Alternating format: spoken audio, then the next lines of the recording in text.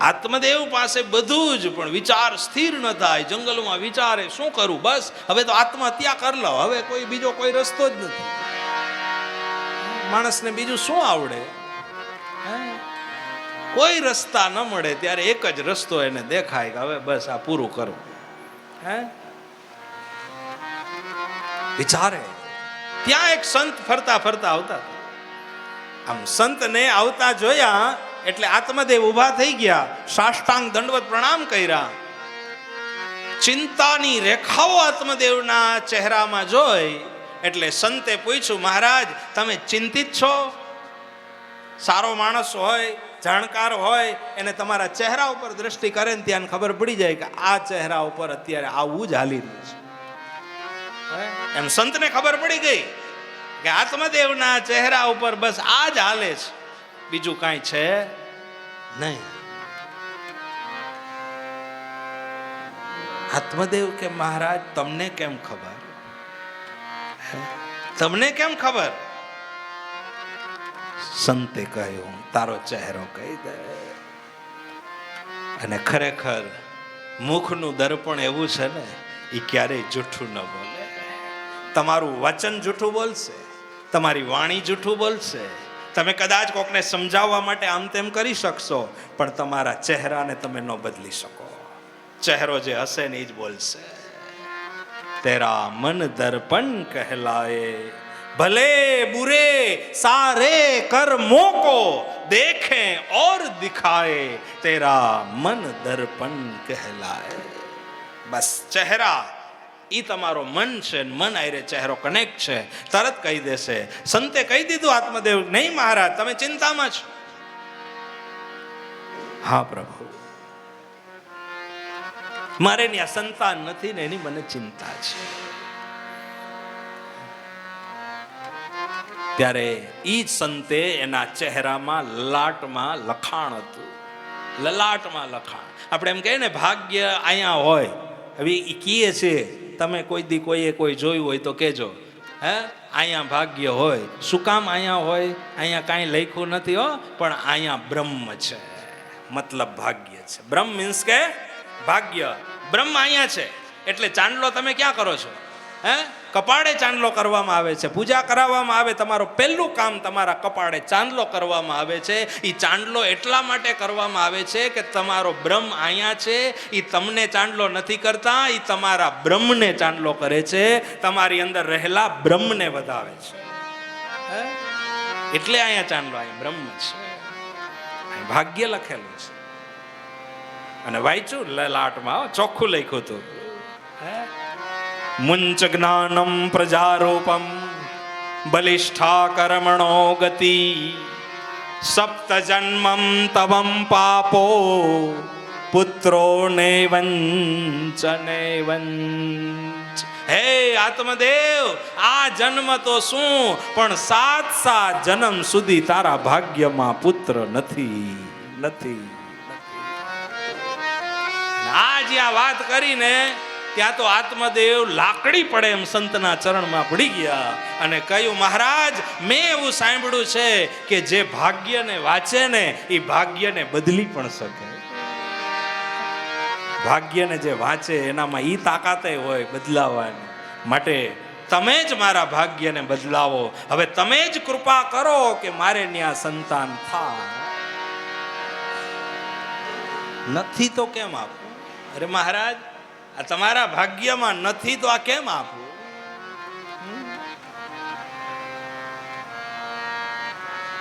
વિચાર કરો, ભાગ્યમાં ન હોય મળે એ ભાગવત કહે છે. આપણે એમ કહીએ ને કે ભાગ્યમાં નહીં હોય એટલે નથી મળ્યું, પણ ભાગવતમાં તો એનાથી ઉલટું છે કે ભાગ્યમાં નથી તોય મળ્યા. એવા અલગ કેટલાય પુરાવા, એક નહીં અનેક દ્રષ્ટાંતો, અનેક પુરાવાઓ અને બની ગયેલી સત્ય ઘટનાઓ કે જેના ભાગ્યમાં કાંઈ નહોતું તોય મળ્યું. હવે આત્મદેવના ભાગ્યમાં પુત્ર સુખ નહોતું છતાંય મળેલું છે, તો નહોતું ક્યાંથી આવ્યું? સુદામાના ભાગ્યમાં સંપત્તિ નહોતી છતાંય એને મળી, ક્યાંથી આવી? ભાગ્યમાં નહોતું આવ્યું ક્યાંથી? મતલબ કે તમારા ભાગ્યમાં ન હોય એ વાત આખી અલગ છે, પણ કોઈ સંતની કે કોઈ યોગ્ય વ્યક્તિની કે ઠાકોરજીની કૃપા થાય ને તો તમારા ભાગ્ય બદલી નાખે છે. તમારા ભાગ્યનું પરિવર્તન થઈ ગયું. ના હોય યથા યોગ્યમ તથા કુરુ તો ભી પ્રાપ્ત. આત્મદેવ કયા સંતાનની વાત કરો છો? કયા પુત્રની વાતો કરો છો? નહીં મહારાજ, મારે સંતાન જોઈએ. હવે કેવું જોઈએ, કેવી રીતનું જોઈએ, એ કોઈ ચર્ચા નહીં.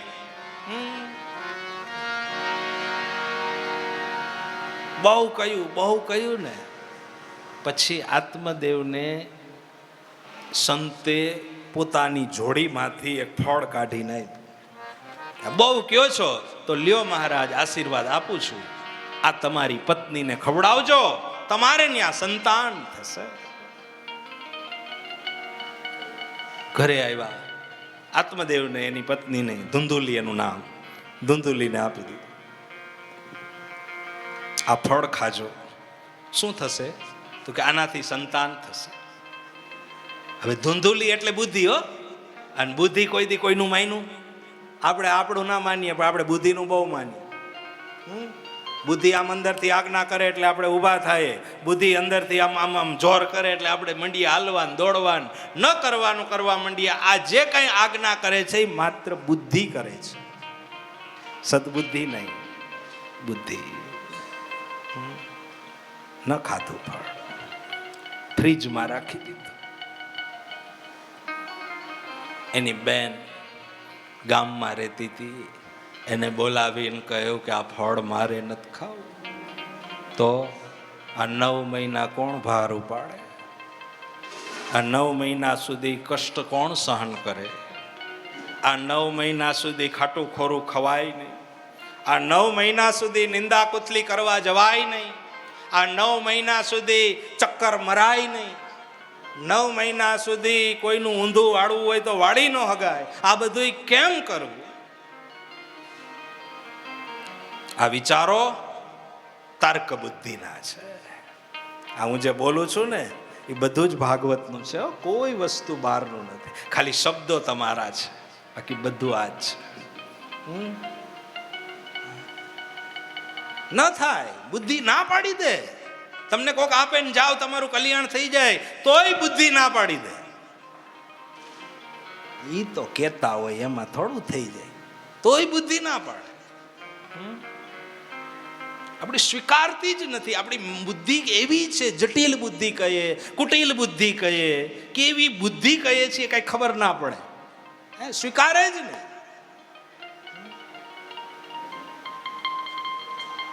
તો કોઈ સંતો સ્વીકારી લે કે ના જાવ તમારું કલ્યાણ થઈ જાય, થઈ જાય. સબરીને કીધું તું એના ગુરુએ કે તારી ઘરે એક દી રામ આવશે. પછી સબરી એમ નતું પૂછ્યું કે દી આવશે. એને ખબર હતી, એને વિશ્વાસ હતો કે એને કીધું છે ને એટલે થાય, એને કીધું છે એટલે થશે. બસ આ સતબુદ્ધિ, આ પકડ તમારી.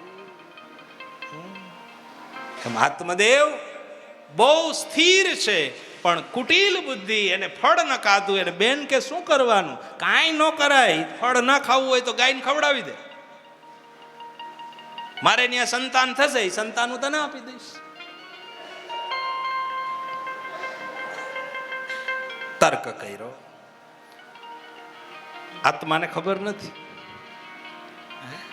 થોડાક દિવસ થયા એટલે એની બેનને ત્યાં દીકરાનો જન્મ થયો. એ લઈને આવ્યા. ધુંધુલીને કીધું જાહેર કર. એટલે ધુંધુલીએ જાહેર કર્યું, દીકરાનો જન્મ થયો. આત્મદેવ રાજી થઈ ગયા. ગામમાં મીંડા પેંડા વેચવા, પુત્રનો જન્મ થયો. ઈ જ સમયે ગાયના ઉદરેથી પણ દીકરાનો જન્મ થયો. એનું નામ, ગાયના કાન જેવા એના કાન હતા એટલે એનું નામ ગોકર્ણ રાખ્યું. આ ધુંધુલીનો પુત્ર એટલે આનું નામ ધુંધુકારી રાખ્યું. 2 સંતાન થઈ ગયા. ઈચ્છા પૂરી થઈ ગઈ. પણ હવે જો ચાલુ, હવે કથા. આ મતલબ એ છે કે તમારી ઈચ્છા પૂરી થઈ જાય છે, ત્યાં પૂરું નથી થતું. પણ ઈચ્છા મુજબ પ્રાપ્ત થયા પછી પછી પછી પ્રશ્નાર્થ, ઈચ્છા મુજબ પ્રાપ્ત થયા પછી તમે એને ટકાવી રાખો ને અને તમારું આમ સ્થિર રહે ને ત્યારે તમે એમાં સફળ થયા છો. સંપત્તિ આવી ગઈ ત્યાં પૂરું નથી થતું, સારા સંસ્કાર આવી ગયા પૂરું નથી થતું, સારું ભોજન મળી ગયું તમારું પૂરું નથી થતું. એ સારા ભોજનને તમે પચાવી શકો છો ત્યારે પૂરું થાય, સંપત્તિને પચાવી શકો છો ત્યારે પૂરું થાય, જ્ઞાનને પચાવી શકો છો ત્યારે પૂરું થાય. હવે શરૂ થાય બે સંતાનો, ધુંધુકારી અને ગોકર્ણ. હવે ગોકર્ણ છે ને એ સંતની પ્રસાદીનું પરિણામ છે અને પહેલું છે એ કપટનું પરિણામ છે. એટલે ગોકર્ણ વિદ્વાન થયા, દરેક તીર્થોમાં કથા કરે, દેવગ્ન થયા. ધુંધુકારી, ચોરી, જુગાર, જીવ હિંસા આદિ કૃત્યો કરવા લાગ્યો. અંતે સર્વનાશ થઈ ગયો. ધુંધુકારી મૃત્યુ પામ્યો, પ્રેત થયો. આપણને ખબર છે આ બધાને, પણ આમાંથી મારે તમને સાર કેવો છે, અને હું દરેક કથામાં અલગ અલગ સાર તમને કહું છું. કથા તો એની જ છે, પણ એમાંથી રોજ નોખું નોખું તારણ નીકળે છે, રોજ નોખી નોખી મલાઈ નીકળે છે, રોજ અલગ અલગ છે.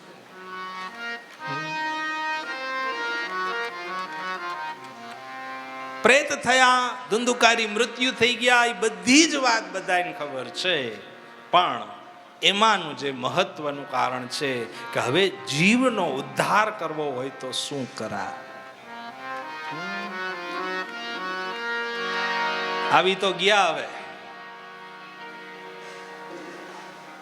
કોલસાની કોઠીમાં. હવે એમાંથી આમ આમ આમ કરીને નીકળવું પડે, તો તમારે ક્યાંય ટચ ના થાવ. જો ટચ થઈ ગયા તો કાળા થઈ જાઓ, તો કાળા ડાઘ લાગી જાય. એવી રીતે પાસ થવાનું છે. ચા પીએ, ઈ ચા આપણે પીવાનો જ છે, પણ ઈ ચાને આમ ઉલાડશો ને તો એ શરીરમાં તમારા કપડા ગંદા કરશે. એમ આ માયા વગર ચાલવાનું નથી, સંસાર વગર ચાલવાનું નથી, પણ આને ઉલાડી ઉલાડીને નહીં, આને ઘૂંટડે ઘૂંટડે પીતા જાઓ બાપ, આ સંસાર પણ સરળ લાગશે. આ સંસાર પીવાનો જ છે, ચા નાખી દેવા માટે નથી, પીવા માટે જ છે. પણ કેવી રીતે પીવો ઈ શીખવા માટે આની જરૂર છે બસ. એટલે ગોકર્ણ કથાઓ કરતા હતા, એને ખબર પડી કે મારો ભાઈ મૃત્યુ પામ્યો છે, પ્રેત થયો છે, હવે શું કરવું, હવે એનો ઉદ્ધાર કેમ થાય. કોઈ આમ કહે, કોઈ આમ કહે, બધા જુદા જુદા મતાંતરો બતાવે. સૂર્યનારાયણને પૂછ્યું ગોકર્ણ, હવે જે સૂર્યનારાયણ કહે ને એ મારે કરવું છે. આમ સૂર્યનારાયણને અંજલિ આપી, અર્ઘ્ય આપ્યો સૂર્યને. ભાસ્કરાય વિદમહે ધૃતિકરાય ધીમહિ તન્નો સૂર્ય પ્રચોદયાત. તન્નો સૂર્ય પ્રચોદયાત. આમ સૂર્યને અર્ઘ્ય, રોજ સૂર્યને અર્ઘ્ય આપવો જોઈએ, સૂર્યને અંજલિ આપવી જોઈએ. શું કામ? ઘણા લોકો પૂછે કે અહીંયા આમ અંજલિ દઈએ તો સૂર્ય તો હજારો કિલોમીટર છેટો છે, ન્યા ક્યાં પાણી પહોંચી જવાનું છે. અરે સૂર્ય પાસે કેવડી તાકાત છે, આખી નદીઓ નદીઓ ઈ શોષી લે છે, તો તમારો લોટો એક પાણી નહીં લઈ લે? હે, આટલું નહીં કરે? એ બધી નદીઓ નદીઓ ઈ શોષી લે છે, એક જલ ના લે. પણ આપણા તર્ક જ આવા હોય કે જેને તમે સમજી ના શકો એવા. એક અર્ઘ્ય ગંગાજીમાં સ્નાન કરીને આમ નદીના પ્રવાહમાં ઊભા રહી અને આમ ખોબા ભરજો, અર્ઘ્ય આપજો.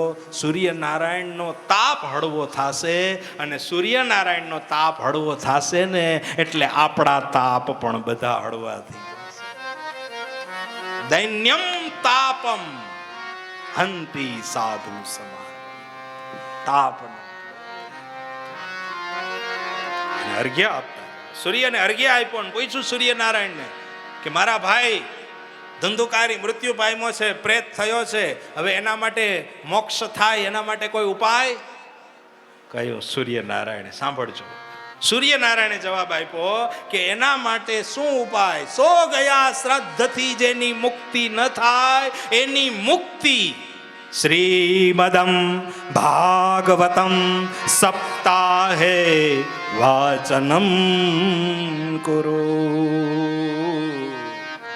સો ગયા શ્રાદ્ધથી મુક્તિ ન થાય એની મુક્તિ શ્રીમદ ભાગવતથી થાય, એની મુક્તિ શ્રીમદ ભાગવત કથા કરવાથી થાય, સાંભળવાથી થાય.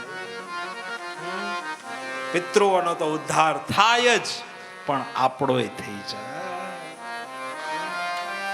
આના માટે એક જ, માયાથી બચવા માટે, સંસારથી બચવા માટે, સંસારના પરિતાપથી બચવા માટે એક જ, જેમ ગંગા ટાઢક આપે ને બાપ, એમ આય ટાઢક આપે છે. હે, ગંગાજીમાં જેમ અત્યારે આવો ઉનાળો છે ને, તમે પગ બોળજો એકવાર તો આમ ઊભો લઈ લેશું, આટલું ઠંડુ પાણી એમાં હોય. જેમ ગંગા ઠંડક આપે છે ને, એમ આય ઠંડક આપે, માયામાંથી, મમત્વમાંથી, આપણા અવિચારોમાંથી. એટલે ગોકર્ણ મહારાજે શ્રીમદ ભાગવત કથા કરી અને એ કથાનો પ્રારંભ કર્યો પોતાના ઉદ્ધાર માટે અને ધુંધુકારીના ઉદ્ધાર માટે.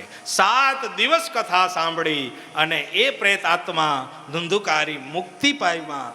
ભગવાનના પાર્ષદો એને લઈ ગયા.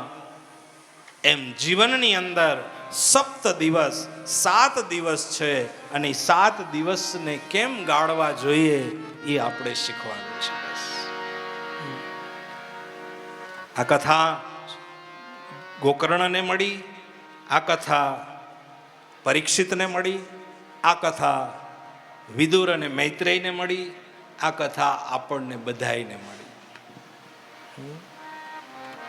હવે અલભ્ય છે હો, આપણને એમ લાગે કે આ સહેલું છે સાંભળવું એટલે હું એમ ત્યાં જઈને હાથથી બેહી જાય ને એ સાંભળી લઈએ, એમ સહેલું નથી.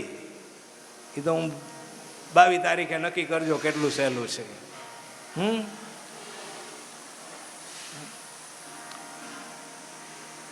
આ દુનિયામાં તમે બધાયને બધું આપી શકો, આ દુનિયામાં બધાયને તમે બધું આપી શકો, પણ આ દુનિયામાં તમે ભગવાન માટે ટાઈમ આપો ને, એ ભગવાન માટે બેટર છે. આપણા માટે તો દિવસો આપણા હજારો છે, પણ ક્યારેક ભગવાન માટેના દિવસો હોવા જોઈએ. એના માટે ટાઈમ કાઢીએ, એના માટે સમય કાઢીએ. પરીક્ષિત જેવા રાજા, હવે પરીક્ષિત રાજાને હું કઈ કામ નહીં હોય, એ ગંગાજીને કિનારે પલોઠી વારીને બેસી ગયા હતા. પરીક્ષિત રાજા જેટલો આ રજવાડા તો આપણી પાસે નથી ને, કે છે હે, એના જેટલા રજવાડા આપણી પાસે નથી. જો એ 7 દિવસ ત્યાં બેસી ગયા હોય તો આપણે તો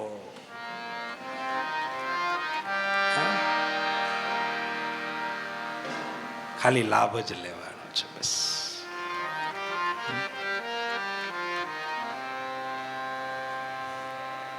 પરીક્ષિત રાજાની કથા છે. પરીક્ષિત રાજાને શ્રાપ લાગ્યો. કેવી રીતે લાગ્યો એના માટે કથા બતાવી. એ પરીક્ષિત રાજા કલિયુગનો જ્યારે આવિર્ભાવ થયેલો ત્યારે હસ્તિનાપુરના રાજમાં રાજ કરતા હતા. અને એ સમયે બરાબર કલિયુગ બેઠેલો, હજી સ્ટાર્ટ થયો હતો, અને અહીંયા પરીક્ષિત રાજાનું રાજ સ્ટાર્ટ થયું, બે ભેગું થયું. એટલે થોડુંક જે માણસ દ્વાપરમાંથી સીધો કલિયુગમાં આવે એટલે થોડુંક તકલીફ પડે, કારણ કે એ બધા નિયમોમાં આવેલા હોય ને કલિયુગમાં તો આપણે ક્યાં કોઈ નીતિ નિયમના દોયડા રાખ્યા જ છે. મન પડે એમ હાલીએ, મન પડે એમ દોડીએ, મન પડે એમ ચાલીએ. કોઈ પણ પ્રકારના બંધનો આપણને લાગુ પડતા નથી. એટલે પરીક્ષિત રાજાએ કલિયુગને કહ્યું કે તારે મારા રાજમાં રહેવાનું નથી. તો કે હું ક્યાં જાઉં, હવે મારો વારો છે. તો કે નહીં, તારે જ્યાં જવું હોય ત્યાં જા, પણ મારા રાજ્યની અંદર રાજ નહીં કરવા.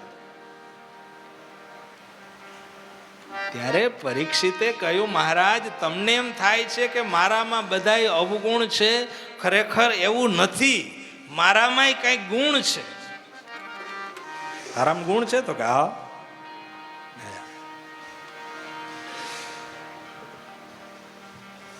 શું ગુણ છે?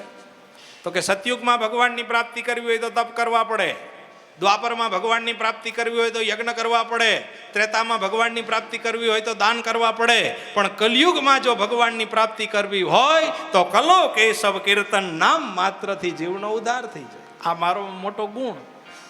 કલયુગમાં ખાલી નામ લ્યો ને તા બેડો પાર થઈ જાય. આવી કલયુગમાં મોટામાં મોટી શક્તિ છે. પરીક્ષિત કે ઈ સારું, લે તો હું તને 4 સ્થાન આપું, ઈ 4 સ્થાનમાં તારે રહેવાનું, બીજે ક્યાંય નહીં રહેવાનું. 4 જગ્યા એવી બતાવી પરીક્ષિત રાજાને કલયુગને રહેવા માટે. ક્યાં રહીએ હવે સાંભળો. 1 અસત્ય, 2 જીવ હિંસા, 3 જુગાર અને 4 મદિરા. આ 4 જગ્યા એવી છે કે ન્યા કલયુગ રીએ.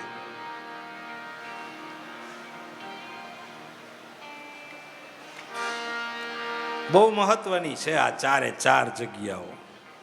જે ન્યા જાય ઈ કલયુગનો આવિર્ભાવ. અસત્ય, જીવ હિંસા, જુગાર,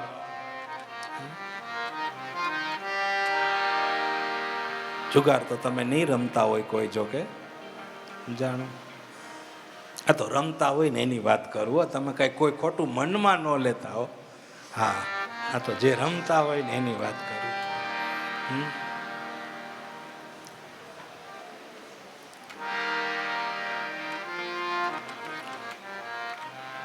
કલયુગની અંદર જુગાર રૂપી દૂષણ છે ને બહુ ખરાબ છે. જુગાર ન હોવો જોઈએ.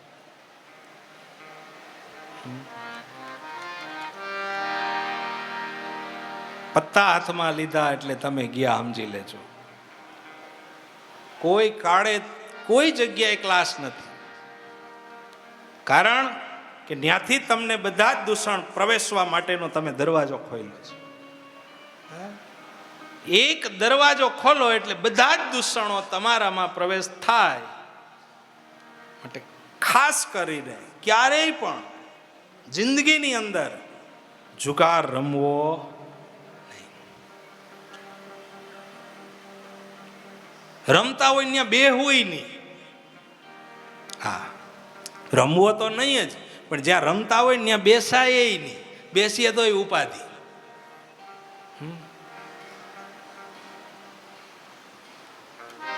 કારણ કે જેની બાજુમાં બેઠા હોય ને એનો પછી દાવ ન આવે ને તો એ આપણને કહે કે તું કરમ બુંધિયારો લાગે, છેટો જા છેટો. હાવ બેહવા માટે થઈને તમે કરમ બુંધિયારો. હા, જો રમેશ પટેલને ખબર છે, એ કે ખાંભી ન ખોડાય, ખાંભી ન. એ નથી રમતા, પણ આ તો કહું છું ભાઈ, આમાં કોઈ મારા ભેગા આવે રમે જ નહીં, રમે મને ગમે નહીં. જાણો. હા,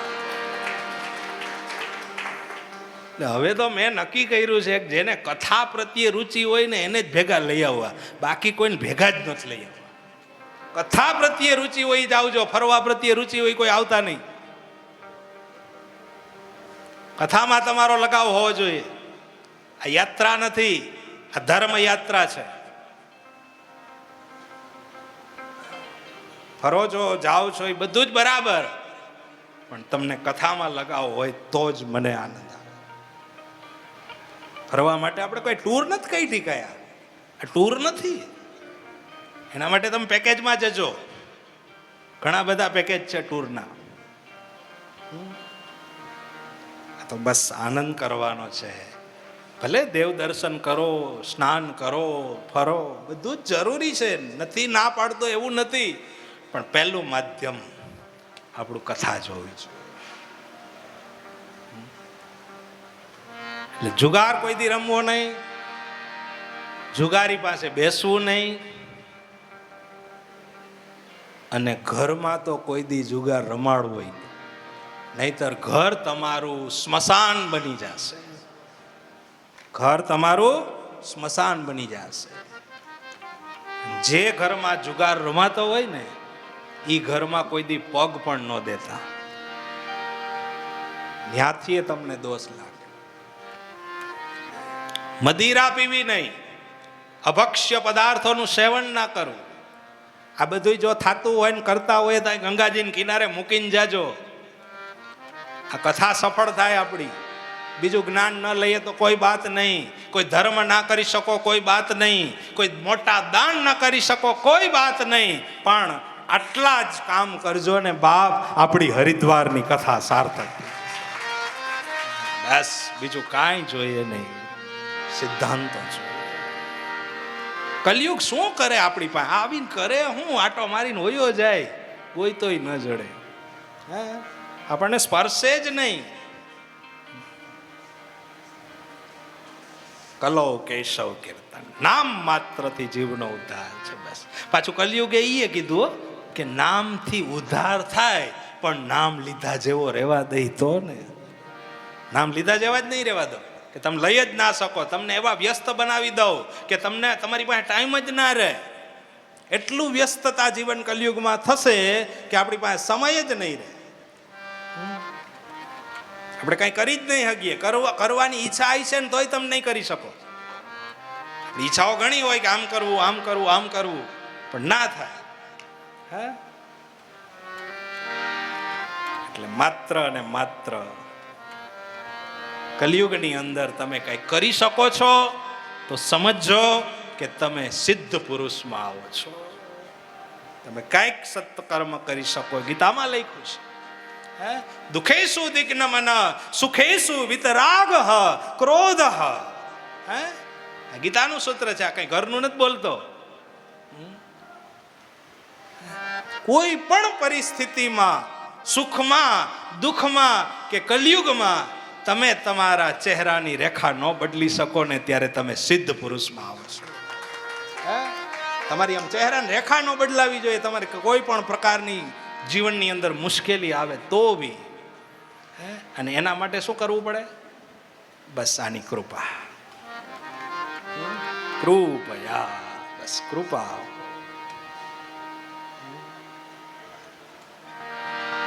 એ પરીક્ષિત રાજાએ કહ્યું કે આ સ્થાનમાં નહીં રહેવાનું. બીજા સ્થાન બતાવ્યા. કલયુગે કહ્યું મહારાજ મારું કુટુંબ બહુ મોટું છે, આટલાકમાં પૂરું નહીં થાય, થોડાક વધારે સ્થાન બતાવો. વધારે સ્થાન બતાવ્યા. કામ, ક્રોધ, લોભ, મદ, મોહ, રાગ, દ્વેષ, અવિવેક, આ બધા જ તારા સ્થાન હશે.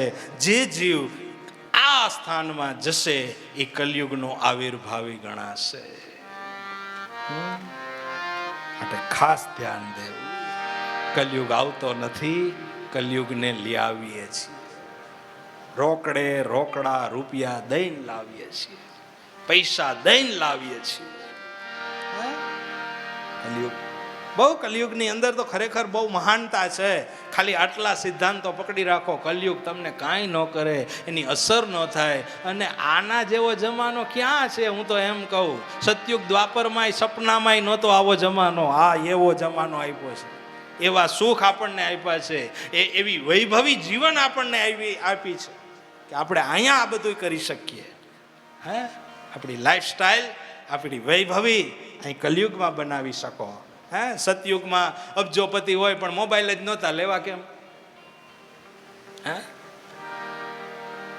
બધું હતું, નહોતું, વ્યવસ્થા નહોતી.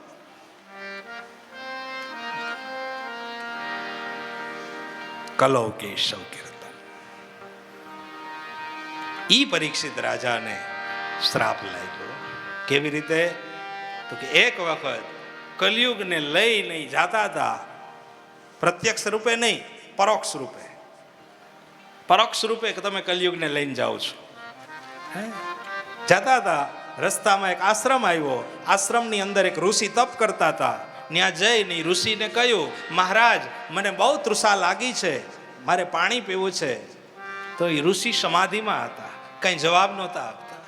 વળી બીજી વખત કહ્યું, ત્રીજી વખત કહ્યું, પણ જે સમાધિમાં હોય કંઈ જવાબ આપે? એટલે કહ્યું, મહારાજ ને જરાક અહંકાર આવી ગયો લાગે છે. એટલે ઈ પરીક્ષિત રાજાએ બહારથી મરેલો સાપ ગોતી અને ઋષિના ગળામાં નાખી.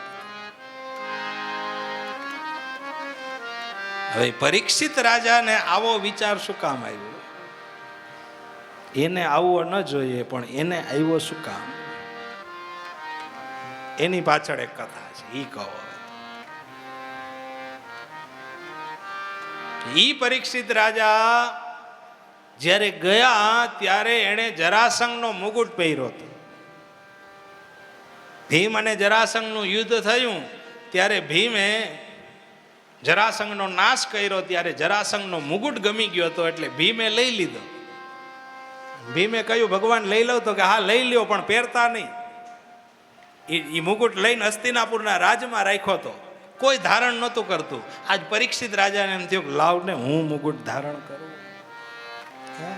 એટલે એણે મુગુટ ધારણ કર્યો અને એમાં કલયુગ રહેતો હતો. સવાર થઈ ગયો. નબળા માણસની વસ્તુ વાપરવી ને એની અસર થાય. માગીને કોઈ દિવસ કોઈ વસ્તુનો ઉપયોગ કરાય નહીં. જે વસ્તુ આપણને આપી હોય એ જ વસ્તુનો પ્રયોગ કરાય. પણ આપણને એવી ટેવ પડી ગઈ કે આખો કબાટ સાડીઓનો ભર્યો હોય પણ લગ્ન આવ્યા નથી ને કોકની માગવાની ચાલુ કરી નથી. પોતાની ઘણી હોય, એમ ન હોય એવું નથી. આ જોજો બધાય ને. એટલે માટે જે ભગવાને આપણને આપ્યું હોય એ જ વસ્તુ પહેરીને જાઓ. કોક નબળા વિચારવાળાની વસ્તુ આવી જાય ને, આપણા ભૂકા કાઢ નાખે. કારણ કે એમાં કલયુગ રહેતો હોય, એ આપણા ઉપર સવાર થઈ જાય.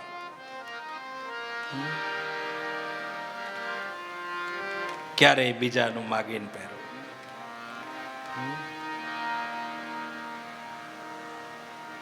જેવું હોય એવું બસ આપણું. જરાસંઘનો મુગુટ પરીક્ષિતના મસ્તક ઉપર, અને ઈ પરીક્ષિત રાજાને અસર થઈ ગઈ. પરીક્ષિત રાજાને જે દી અજ્ઞાન ઉપજાને,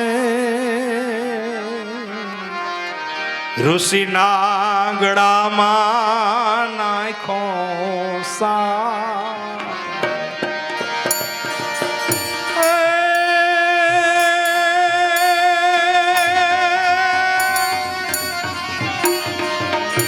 પરીક્ષિત રાજાને જે દી અજ્ઞાન ઉપજાને,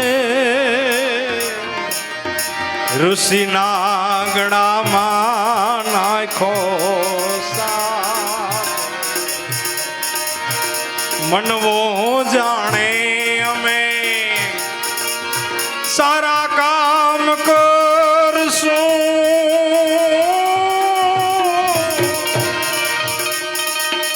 મનવો જાણે રે અમે સારા કામ કરશું ને, એ ઉલટો થયો અભિશાપ.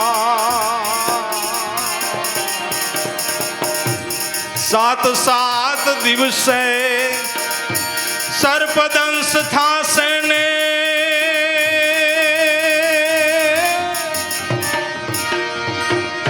ઋષિ ઘેરા લાગ્યા અમને શ્રાપ.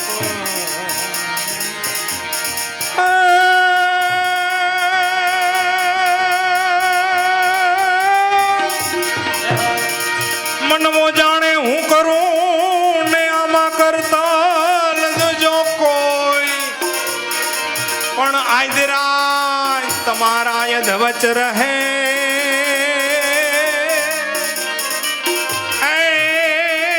મારો હરી કરે સો પરીક્ષિત રાજા ને એ અજ્ઞાન ઉપજાને ઋષિ કેરા લાગ્યા યમને ઋષિ કેરા લાગ્યા યમને ઋષિ કેરા લાગ્યા યમને પરીક્ષિત રાજાને અજ્ઞાન ઉપજ્યું. ક્યાંથી ઉપજ્યું? જરાસંઘના મુગુટમાંથી અને ઋષિના ગળામાં સાપ નાખ્યો. શિષ્ય આવ્યા ગુરુના અને જોયું પોતાના ગુરુના ગળામાં મરેલો સાપ નાખ્યો છે. અને આ દ્રશ્ય જોયું એટલે તરત જ શિષ્યે હાથમાં જલની અંજલિ ભરી અને કહ્યું કે જેણે મારા ગુરુના ગળામાં મરેલો સાપ નાખ્યો છે એને આજથી 7મે દિવસે તક્ષક નાગ કરડશે ને એનું મૃત્યુ થશે. જોયું, સમાધિ લગાવીને ત્યાં તો પરીક્ષિત રાજા હતા. ગુરુજીએ કહ્યું કે જાઓ પરીક્ષિત રાજાને કહો કે આજથી 7મે દિવસે તમારું મૃત્યુ થશે. કોઈ આવીને સમાચાર આપ્યા. પરીક્ષિત રાજાને ખબર પડી કે હવે 7 જ દિવસ રહ્યા છે. હવે મારા જીવનમાં એવું કયું કામ કરું કે મારો ઉદ્ધાર થઈ જાય. હવે બહુ જાજો સમય નથી. અડધી ગઈ અને અડધી રહી. બસ હવે કોઈ જાજો સમય નથી. રજની ગઈ. પછી કોઈ સમય હવે આપણી પાસે રહેતો નથી. ઘણા એમ કહે ને કે કાલ ભજશું કાલ ભજશું કાલ ભજશું. પછી કાલ કોઈ દી કોઈની થઈ નહીં થવાની. ઢોલ રે ઢબુકિયા લાડી હાલો આપણ દે.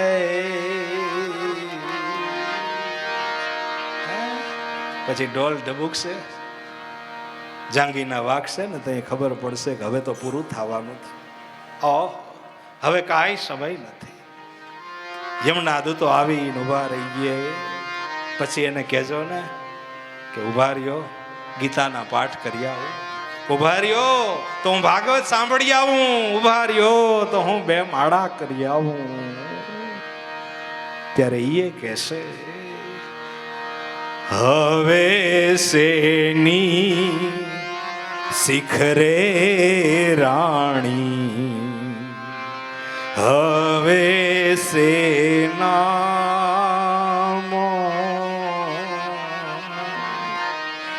ઢોલ રે ઢબુકિયા લાડી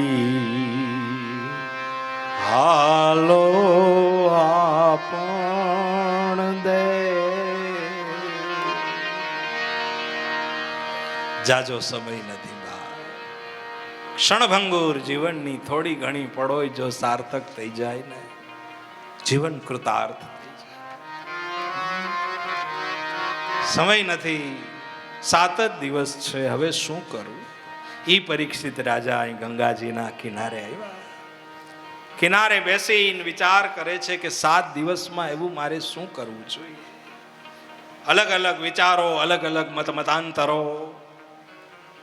અને ઈ સમયે જ્યાં વિચાર કરી રહ્યા છે પરીક્ષિત રાજા, ત્યારે સુખદેવજી મહારાજ ફરતા ફરતા ફરતા માં ગંગાના કિનારે આવ્યા.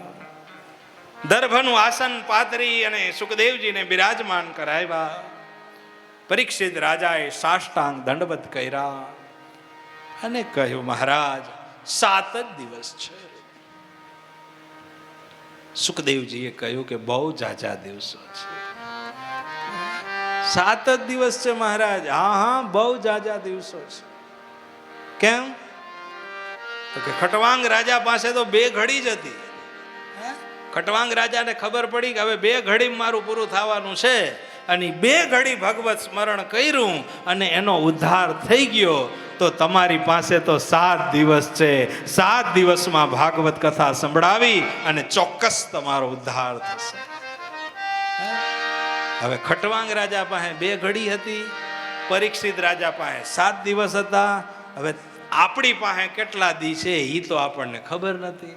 તો આપણે કેદીનું વિચારવાનું? બહુ વાર છે એમ. હે કેદીનું વિચારવાનું? આજનું, બસ આજનું વિચારવાનું. આજની જ ઘડી રડિયામણી, કાલની કોને ખબર છે? હે યહા ખબર નહીં પલ કી, કોણ જાણે કલ કી. હે પલની ખબર નથી ને કાલની વાતો કરતા હોય. सांस रुक जाएगी चलते चलते, समा बुझ जाएगी जलते जलते. सांस रुक जाएगी चलते चलते, समा बुझ जाएगी जलते जलते. दम निकल जाएगा, ओहो दम निकल जाएगा रोशनी का. क्या भरोसा है इस जिंदगी का, क्या भरोसा है इस जिंदगी का.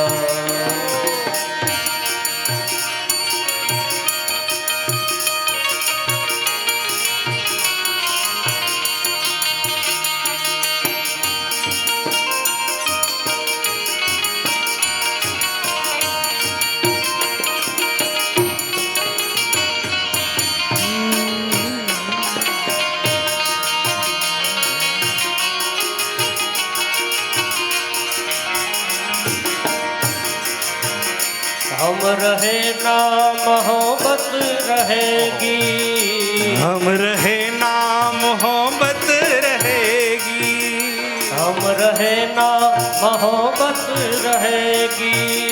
दास्तां अपनी आहें भरेगी, दास्तां अपनी दुनिया कहेगी, दुनिया कहेगी. फर्ज पूरा करो, फर्ज पूरा करो बंदगी का, क्या भरोसा है इस जिंदगी का, क्या भरोसा है, क्या भरोसा है इस जिंदगी का, क्या भरोसा है, क्या ભરોસા? કોઈની ખબર નથી. બસ આજની ઘડી રડિયામણી, કાલની ખબર નથી. માટે જે જીવનની પળો બચી છે એને બચાવી પરીક્ષિત રાજાની જેમ સાર્થક કરી દઈએ. સુખદેવજી મહારાજે મા ગંગાના કિનારે ભાગવતનો પ્રારંભ કર્યો અને આપણે પણ ભાગવતનો પ્રારંભ કરીએ છીએ. પ્રથમ દિવસ આ કથા આજે પ્રાપ્ત થઈ, એવી રીતે 7 દિવસ આપણને પ્રાપ્ત થાય એવી હરિના ચરણોમાં પ્રાર્થના કરીએ. રોજ સવારે 9 વાગે કથા શરૂ થશે, 12 વાગે કથા વિરામ થશે. ટાઈમ ટેબલ તમને હમણાં સમજાવી દેવામાં આવશે બધા જ. પણ આપણી કથાનો સમય આ છે, પણ ઓયલું ભૂલાય નહીં.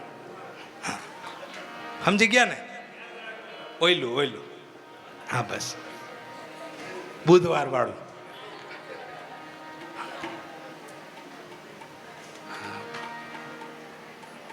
બધી ભૂલાઈ જાય. તો જોકે આ કઈ ભૂલે એવા નથી, આ મને ભૂલવી દે, કારણ કે આ બધાને કેટલી કથાઓ સાંભળી લીધી છે આ બધાએ.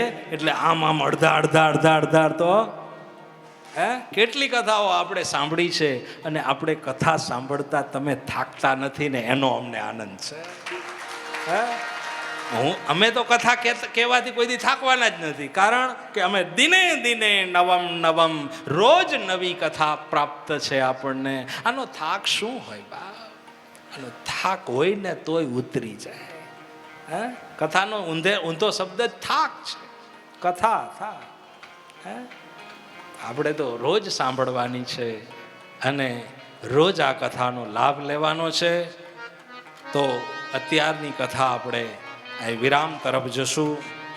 થોડીક સૂચનાઓ તમને આપી દઈએ, પછી આપણે આરતી પૂજા બધું કરીએ. શ્રી દ્વારિકાધીશ કી જય. સૌને જય શ્રી કૃષ્ણ.